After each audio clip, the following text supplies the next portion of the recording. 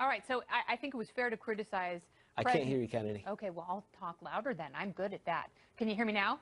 How about now? It's like a Sprint commercial. Okay, I'm just going to keep talking until you can hear me. Actually, you know what? I've changed my mind. I'm fickle. It's Fickle Thursday. I'm going to talk to the panel because they are smart and learned, and they know all about this stuff. So let us discuss with correspondent for the Greg Gutfeld Show. Kat Timpf is here, yay! Along with Trump Re-Election Advisory Board member and managing partner at Logan Circle Group. It's Harlan Hill and editor-in-chief of Campus Reform, Lawrence Jones. So let's pick it up where David Bruno and I left off, which is there was a lot of criticism for President Obama about his immigration executive orders that I agree with it.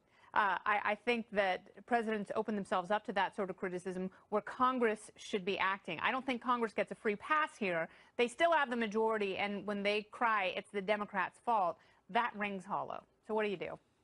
Well, Congress has to do their job, and I think the president's original position was the right position because we are a country of laws. Mm-hmm. You know, I'm a libertarian, but there are two issues that I always disagree with my libertarian friends on, is when it comes to life issues and immigration. I am so sympathetic for the kids because kids should never be punished for crimes that their parents committed. But what about all the other crimes in this country? You know, for me, I immediately think about the war on drugs. I want drugs legalized. That's just my position. But there's laws in place, and people in my community were ripped away from their parents because the parents sold drugs because that's what they did. They wanted to provide for their children, so they broke the law to do so, and they were punished for that.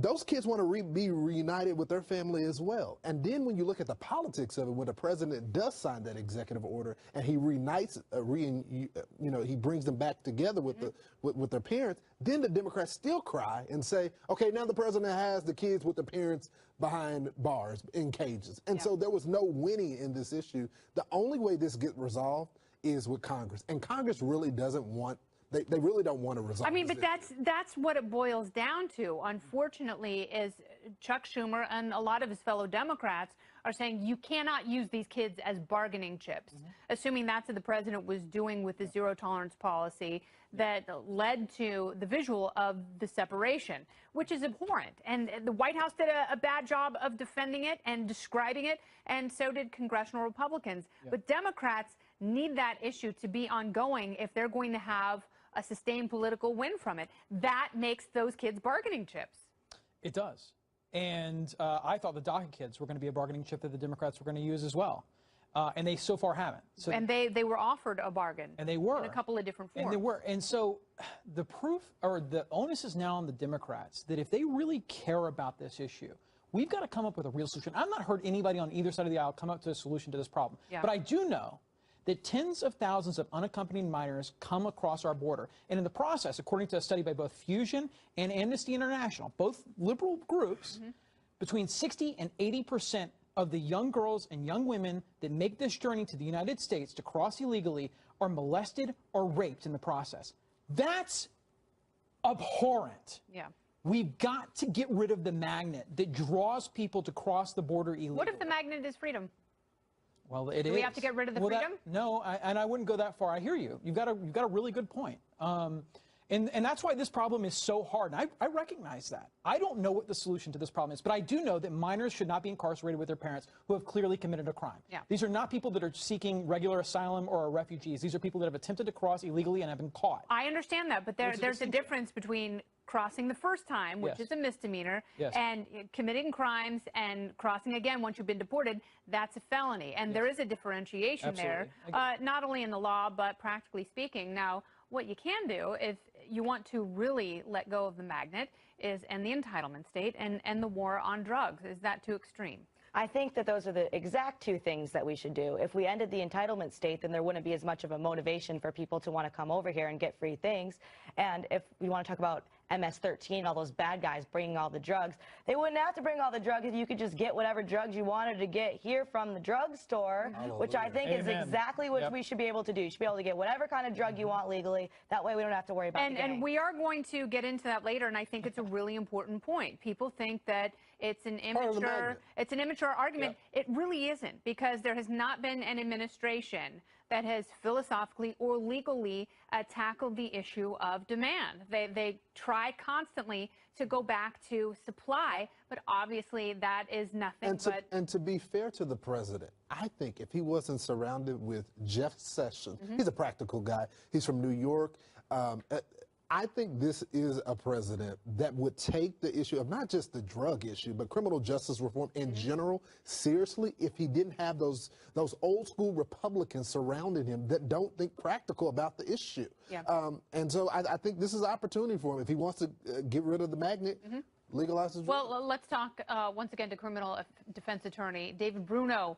Back in action. The earpiece is working. The beauty of live television. It is beautiful, baby. So is math and pain.